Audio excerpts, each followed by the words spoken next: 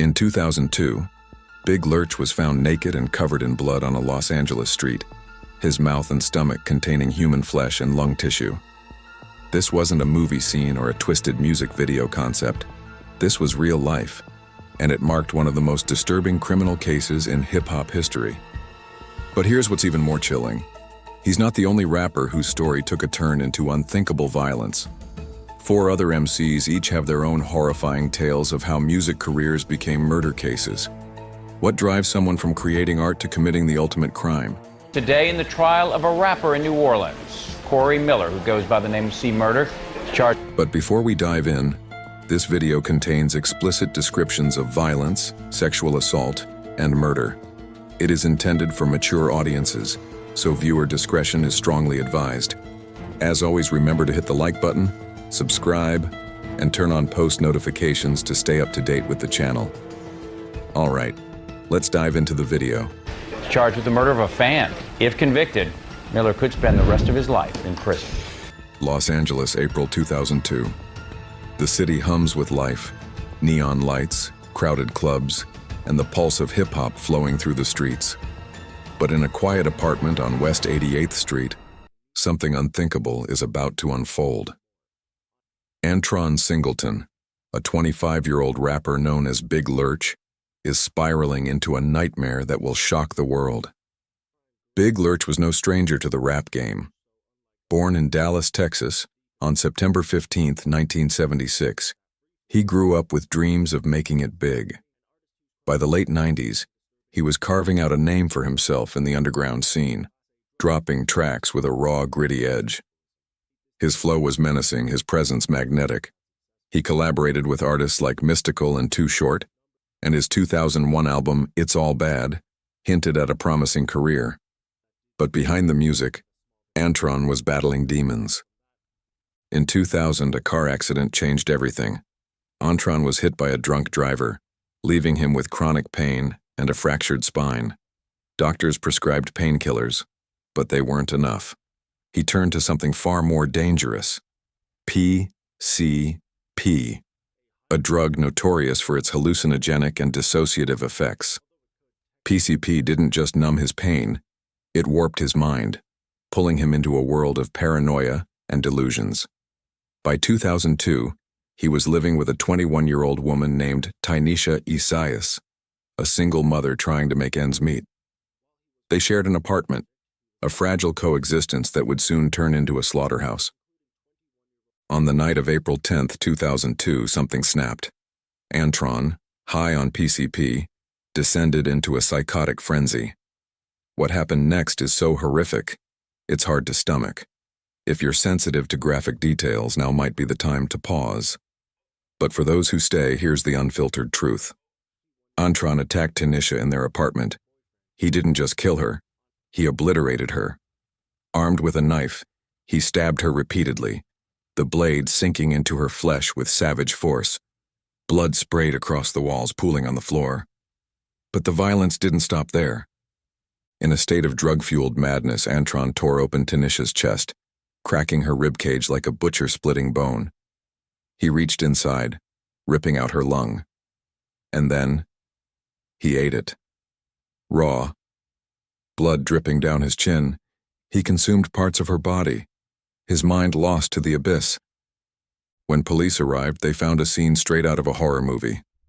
Tynesha's body lay mutilated, her chest cavity exposed, organs missing. Bite marks marred her flesh, a grotesque signature of the act. Antron wasn't there, he'd fled, leaving a trail of blood behind him.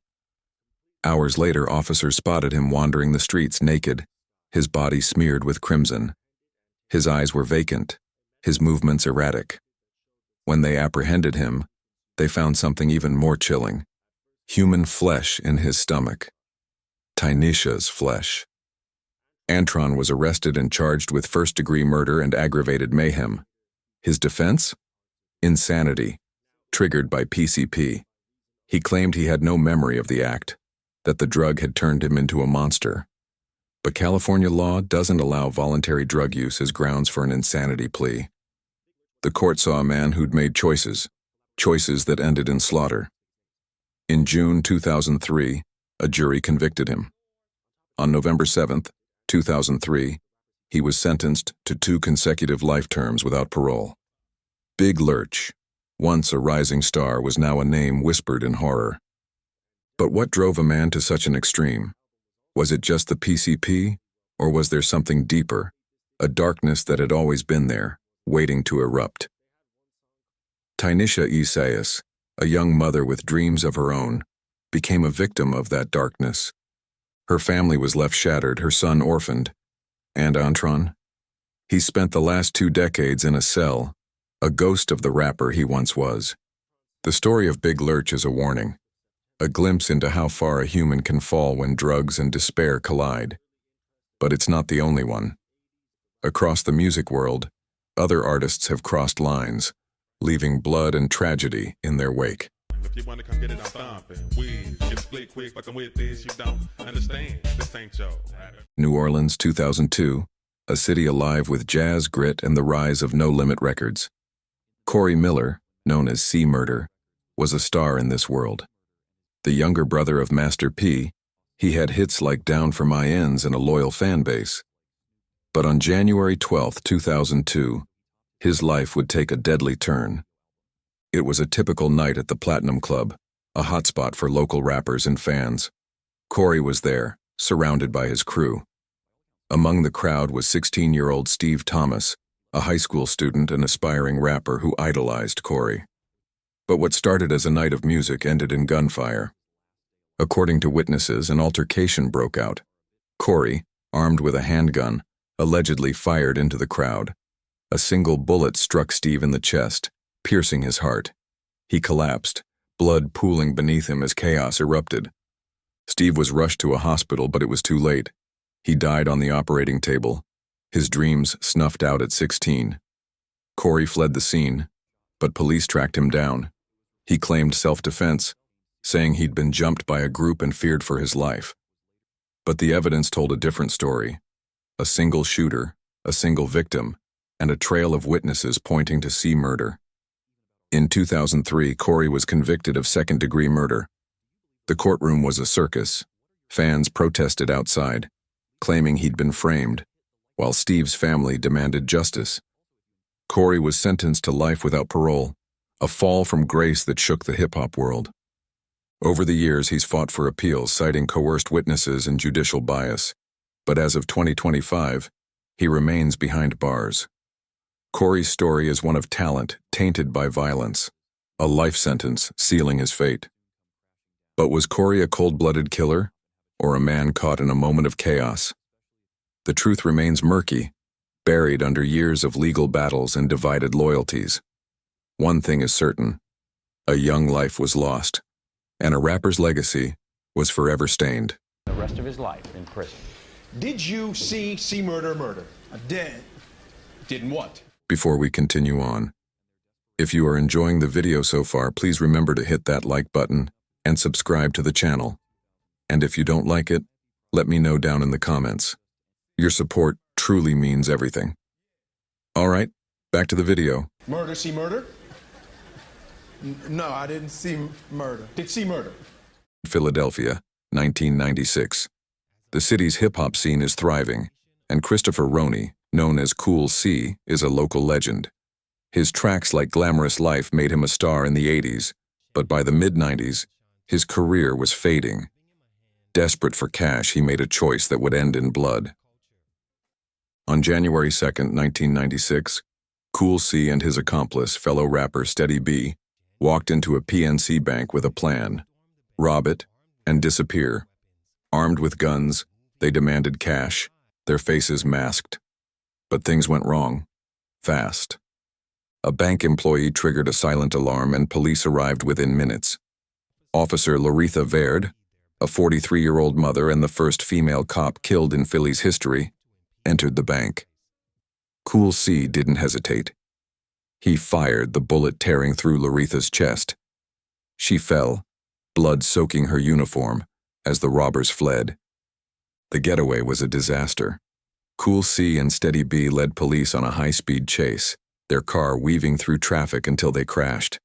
Both were arrested, their dreams of escape shattered. The city mourned Laretha, a hero cut down in her prime. Cool C was charged with first-degree murder. In 1997, a jury sentenced him to death, a verdict that sent shockwaves through Philly's rap community. Cool C has spent nearly 3 decades on death row, his execution delayed by Pennsylvania's moratorium. His crime was a brutal pivot from music to mayhem, driven not by drugs, but by desperation. Laretha's family still grieves while Cool C's legacy is a footnote in a tragic saga. Did fame's fade push him to this? Or was violence always in his blood?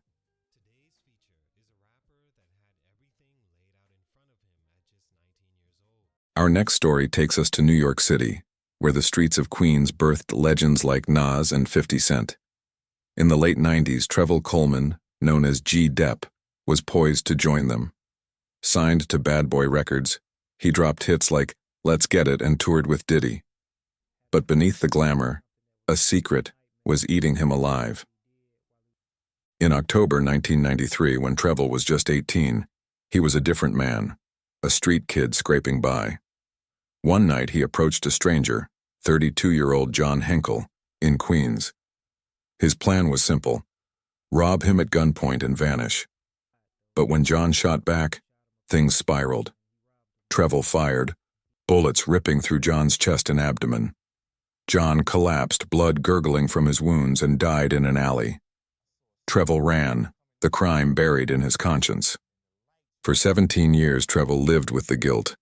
He battled drug addiction, his career stalled, and his past haunted him. In 2010, he walked into a police station and confessed everything. "I shot a man," he told detectives, his voice trembling. The case had gone cold, but Trevor's memory led police to match ballistics.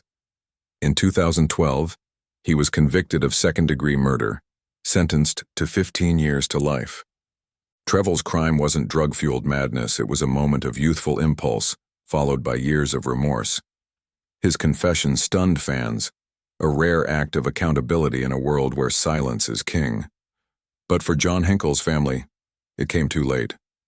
Trevor's still in prison, his music a cautionary tale of how one night can haunt a lifetime. Eye contact, then he like grabbed the gun. Our final story brings us back to LA 2014, where Andre Johnson, known as Christ Bearer, was chasing fame with the Wu-Tang Clan-affiliated group North Star. But one night, under the influence of PCP, he committed an act so bizarre, it defies explanation. On April 15, 2014, Andre was in his North Hollywood apartment, high on PCP. The drug, the same one that destroyed Big Lurch, plunged him into a hallucinatory void. In a moment of unimaginable delusion, Andre took a kitchen knife and did the unthinkable. He severed his own penis, the blade slicing through flesh with a sickening tear. Blood poured out, staining the floor, as he staggered to his balcony. Then he jumped, plummeting 2 stories to the pavement below. Miraculously, Andre survived. Paramedics found him writhing in agony, his body a map of trauma. He was rushed to a hospital, where doctors attempted to reattach the severed organ, but the damage was too severe. Later, Andre explained that PCP made him believe he was under attack, that the act was a desperate bid to save himself. No one else was harmed, but the story sent shockwaves through the rap world. Andre's survival is a testament to resilience. He's since sought to rebuild his life, even returning to music. But the scars, physical and mental, remain. PCP was the catalyst, a drug that turns humans into vessels of chaos. You know, I did cut a lot of my penis off due to the fact that it's not a myth that black men do. Gotta, What drives a person to cross that line? Is it drugs, desperation, or something deeper, a darkness we all carry, waiting for the wrong moment to emerge?